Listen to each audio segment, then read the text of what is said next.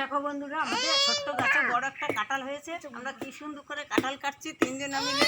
আমার ছোট্ট একটা নাতনি আছে সঙ্গে, তোমরাও আসো, আমরা একসঙ্গে পাকা কাঁঠাল ভেঙে খাবো। ওরে খুব দিচ্ছে,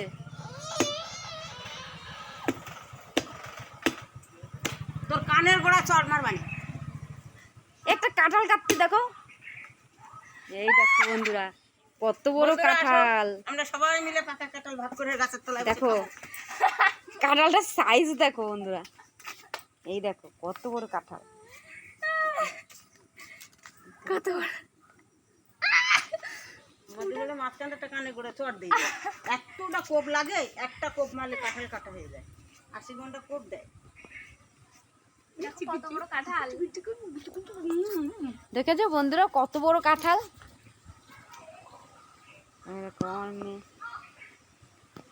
পাজা করে ধরো।